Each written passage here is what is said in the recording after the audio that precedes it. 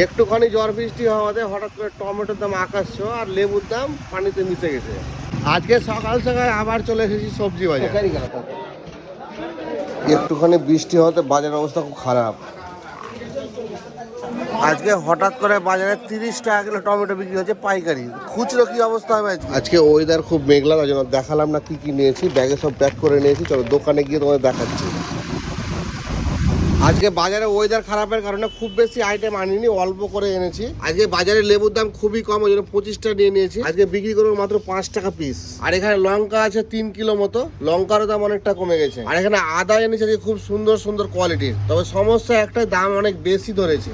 আজকে আদা আমাদেরকে 25 টাকায় 250 বিক্রি করতে হবে। আর বাজারে সব থেকে রাজা, মানে দাম সব থেকে বেশি হচ্ছে টমেটো। কিনে আনলাম 30 টাকা কিলো, মিনিমাম 45 তো বিক্রি করতেই হবে আজকে। বাজারে অনেক খোঁজাখুঁজির পরেও আমি বর্ধমান আলু পেলাম না বলে মালদা আলু নিয়েছি আজকে। আর মালদা আলুর দাম নিলাম আমার কাছে 280 টাকা। তোমাদের দিকে মালদার আলু আজকে কত রেট চলছে?